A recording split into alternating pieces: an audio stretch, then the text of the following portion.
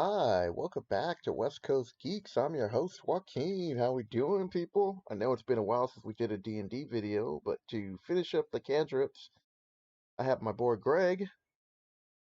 The last one. Yeah, we already did we did wizard, we did clerics, we did druids, now we're doing bards. I mean, I'm not going to break down all the subclasses like paladin and ranger and sorcerer. I mean, because they all fall into those little, like paladin falls with cleric, rangers fall in with like magic users or druids or wizards and druids, and sorcerers, warlocks. They all fall in with wizards. So really, you just need top 10 for the major classes. Okay, sure. Correct. Sure.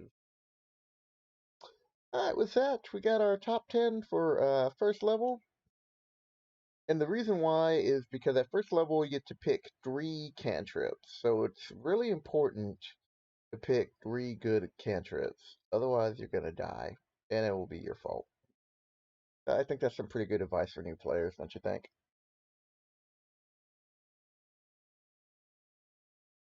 Sure, I guess. So we're starting off with number 10, Dissertation. Normally, I really don't like this. This cantrip is like good for role playing, but most of the time people don't even use it. Or if they use it just for like a moment or two. But I think it kind of shines with a bard. This spell is a minor magic trick that a novice spellcaster uses for practice. You create one of the following magical effects within range. You create an instantaneous, harmless sensory effect such as shower of sparks, puff of wind, faint musical noises, or an odd odor. You can instantaneously light or snuff out a candle, a torch, or a small campfire. You instantaneously clean or soil an object. You can chill and warm an object. You can change a color. You can create a non-magical trinket or an illusion image. And if you cast it multiple times, you can have up to 3. So for a bard, I think this is really good. Do you think it's something that you would take if you were playing a bard? Yeah, I mean, Prestidigitation is a great spell. Yeah, I It's think it's fun great. if you're going to be entertaining. Any spell, any class that can take it, I would take it in probably. Really? I don't know about all that. I just think it No, really you shines don't with the like all the bard. good spells. You want all the bad damage spells. All the bad damage spells. I mean, you're going to take a damage spell, but I mean, most of the time you're like, oh, I'm a wizard. And so here's the thing. One day, We're playing you're playing in a world where most people accept magic, right? And magic's in their lives and they know about powerful demons and dragons and giants and all this stuff. So for you to be like, and poof, and then these little sparks come out of your hands, people are supposed to go, woo. Maybe it's in some like village where there's hardly any magic, yes, but like in a big city or whatever, no one's gonna care. Mm.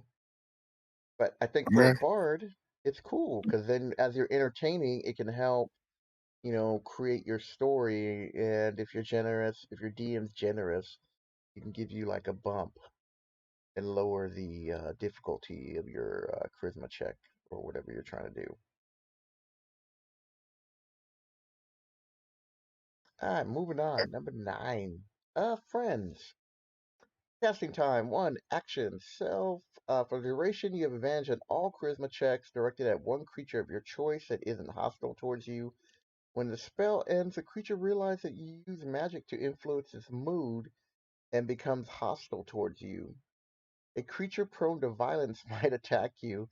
Another creature might seek retribution in other ways at the DM's discretion, and depending on the nature of your interaction with it. So if you're playing with my group and you use this on somebody, you know that you just made an enemy that I'll have track you down later on in the campaign. So what are the advantages? Like, have you ever taken friends for a cantrip, Greg? I don't think so. No, I don't think so. I think I've always used the level 1 spell. Yeah. It's just one of those, it's kind of like it's always on the fence. That's why it's number 9. It's something that can be useful. I think more if you're playing like a bard who's more roguish and is you know, up doing things and wants to be not seen, but or at least get past guards for a second, and most likely not going to see him again, or to just traveling and tricks a merchant, those type of scenarios. All right, number 8 is message. You point your finger towards a creature and whisper a message. The target and only the target hears a message and can reply in a whisper that only you can hear. You can cast this spell through solid objects if you are familiar with the target and know it's beyond the barrier. Magical silence, 1 foot stone, 1 inch common metal. So if it's too thick, the spell doesn't work. You ever take a message? I ever taken message? Yeah. That's quite a useful spell. Yeah, let's see what the range is on this. Yeah. 120 feet. That's pretty good for the scout. You can send your rogue or ranger or somebody out so far, and then you can whisper to them and see what's You going don't like on. message? But it's number 8. It's one of those that, depending on what kind of campaign you're going to be playing, that can be very useful or something that you hardly ever use. All right, people, moving on to number 7. Blade Ward. So you extend your hand, trace a signal of warding in the air. Until the end of your next turn, you have resistance against bludgeoning, piercing, slashing dealt by weapon attacks. Um, so it's not a concentration spell. So you can do Right. this and then go into combat and then be able to do something else the following turn Mm. because you have resistance, which I think at like first level, I think this is pretty powerful because you're not gonna be facing like kobolds or skeletons or zombies or goblins or Yeah, but something. the problem is that it ages badly really quickly. Oh yeah, no, it definitely does. That's why That's it's the like number issue with it. 7. You know,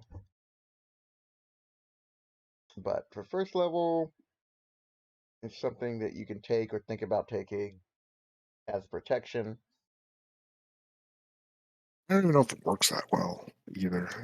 I mean, Oops, shot yeah. ahead. All right, number 6 is light. So, you touch an object that is no larger than 10 feet in any dimension. Until the spell ends, the object sheds bright light in a 20-foot radius and dim light for another 20 feet. The light can be colored as you like, which is important because you don't have to always have bright light. Completely covering the object with something opaque blocks the light. The spell ends if you cast it again or dismiss it as an action. So it can last an hour, and if you target an object held or worn by a hostile creature, that creature must succeed on a dexterity saving throw to avoid the spell. Yeah. Sure.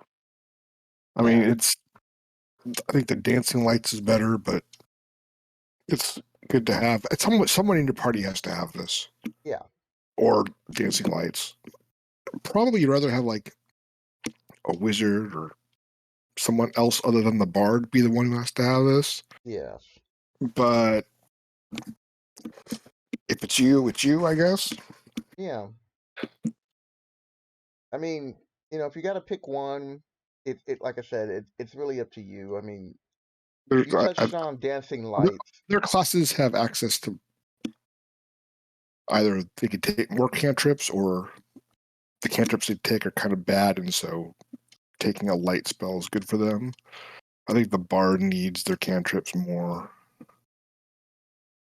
or if they could do other things than light. Yeah, I think if you have a cleric or a druid, they should be the one who takes it because Yeah. I think it's really important for the group when they have like a session 0 for the spellcasters to kind of talk about what cantrips are taken. That way there's that way not everybody, all three of them are taking a light spell. You can have somebody who has a ranged spell, somebody who has maybe a touch spell. Like you can just make sure that you're covering as many bases you think you're going to come across, especially in the first few levels, like 1 through 3. So speaking of which, Anyone number take touch spells? No you one never takes know. touch spells. It's too So bad, dude, but no one ever takes. you never know. Number No, 5, but no one ever does. I know. I'm just saying. You know what? If I ever get to play the character, I'm gonna take a touch spell just because.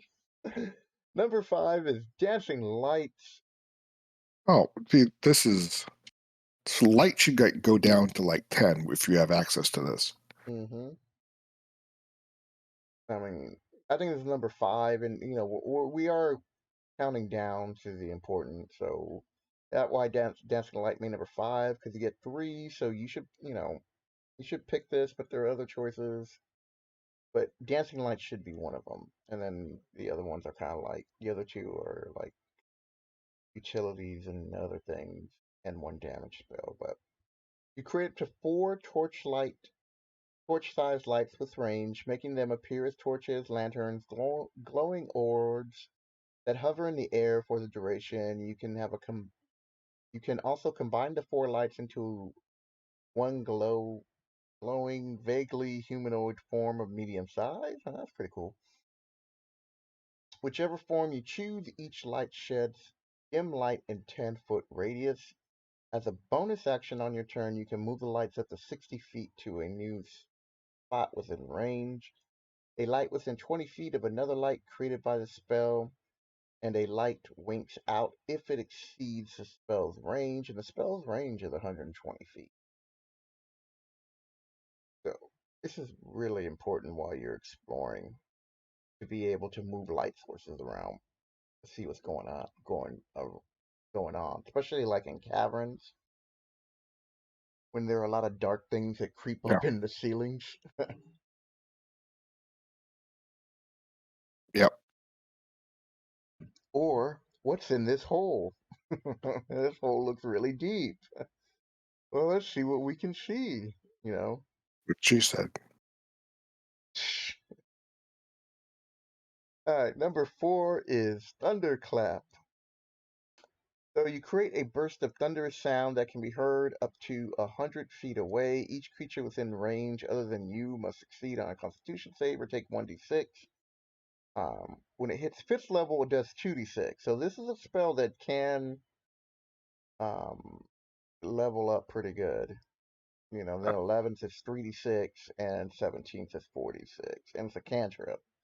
So Yeah. every turn you can be like, just blowing stuff up around you. So you hurt your whole team. Now, that is true. It's more of a defensive spell because it only affects anything that's in 5 feet, anything that's really just No, touching you. you hurt your own team. No, you don't. If your team is five Yeah, you feet do. away from you, you're good. This is like if you get surrounded as a bard or something. So I put it on there. It's number 4, good defensive spell, and it moves up in damage. Otherwise, it'd have made like maybe number 10 because there's only 12 possible bard cantrips right now. We'll see with the other stuff that comes down. I mean, I hope they create more cantrips. That'd be nice, but I like it. I think it's a cool defensive spell. I don't know how often you'd be able to use it, but in case of a pinch of emergency, there you go. You got a defensive spell option. Number 3 is Minor Illusion. You create a sound or image of an object within range. that lasts for a duration. The illusion also ends if you dismiss it as an action or cast a spell again. If you create a sound, its volume can range from a whisper to a scream. It can be your voice, someone else's voice, a lion's roar, beating of the drums, or any sound you choose. The sound continues unabated throughout the duration, or you can make discrete sound at different times before the spell ends. If you create an object such as a chair, muddy footprints, or a small chest, it must be no larger than a 5 foot cube. The image can't create sound, light, smell, or any other sensory effect. Physical interaction with the image reveals it to be an illusion because things pass through it. If the creature uses action to examine the sound or the image, the creature can determine its illusion with a successful intelligent investigation check against your spell DC. If the creature discerns the illusion for what it is, the illusion becomes faint to that creature. So, Greg, do you take But this spell often? nope, No. I've ever taken the spell. Hmm. But I think it, I I would think it, I think for a bard, it's entertaining. um, It could be cool. silent image is the better spell at level 1.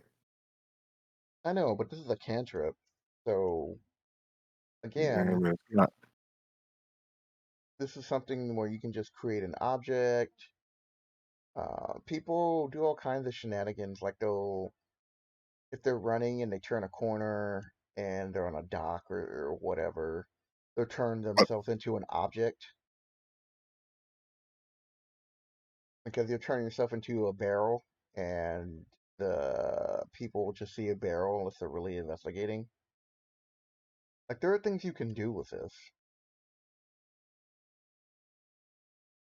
There's all kinds of creative ways. So that's why it's number 3. So Greg is not too impressed with have minor that over a illusion. light spell? Come on. What? Yeah. You can do all kinds of things with this. Number 2 is Mage Hand, Okay. a spectral flotating hand that appears at a point you choose within range. The hand lasts for the duration or until you dismiss it as an action. The hand vanishes if it's ever more than 30 feet away from you or you cast a spell again.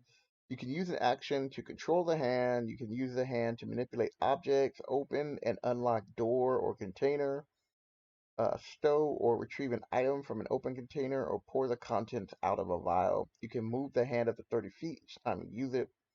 The hand cannot attack, activate magical items, or carry more than 10 pounds. And you know they had to put that in there because people would be doing all kinds of shenanigans with Mage Hand.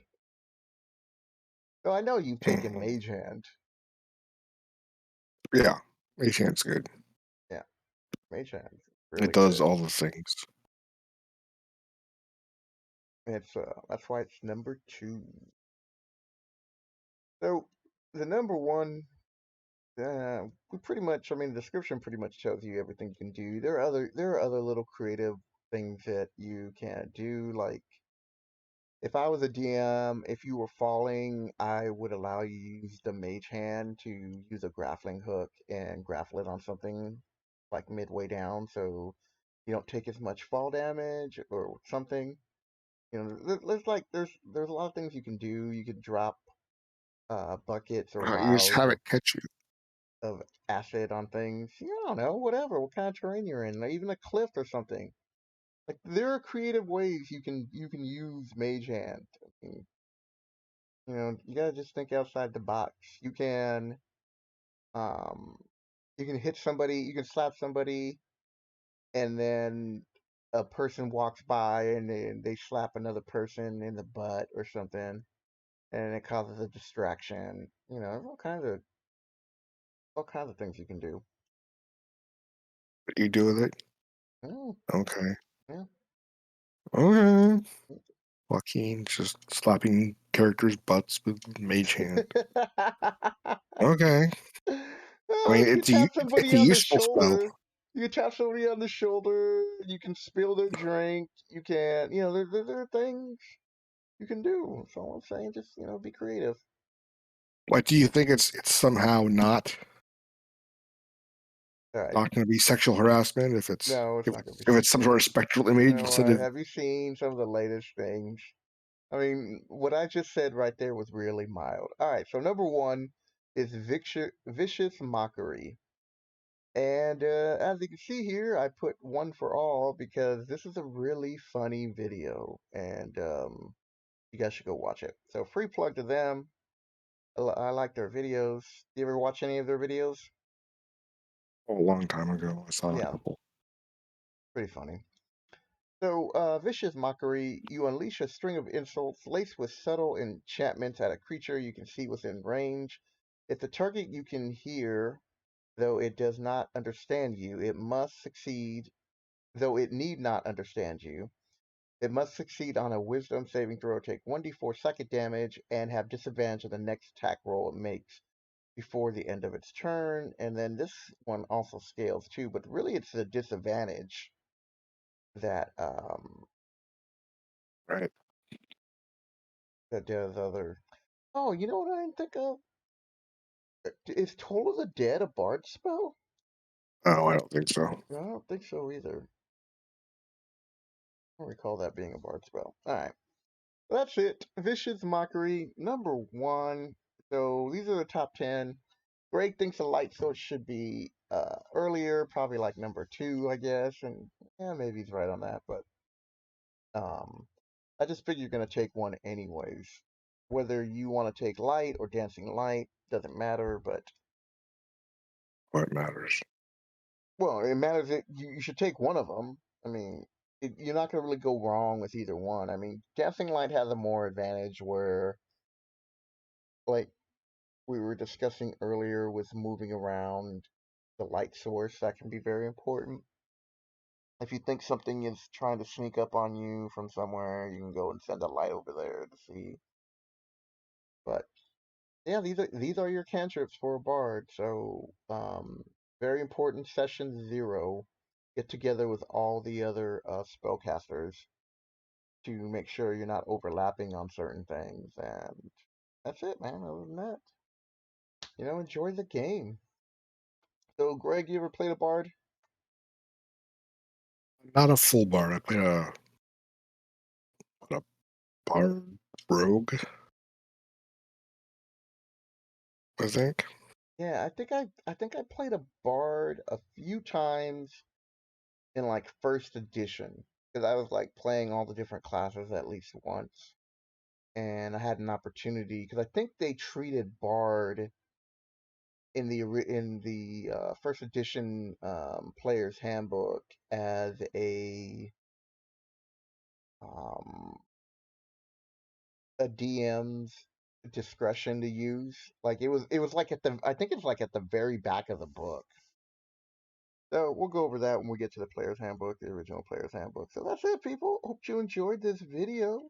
Did hit the like button, leave a comment below if you agree with my list, even though Greg thinks that light should be lower. Leave a comment if you agree with Greg. And if you're enjoying the videos, hit the subscribe button. And I think that's it. Anything else to add, Greg? Nope.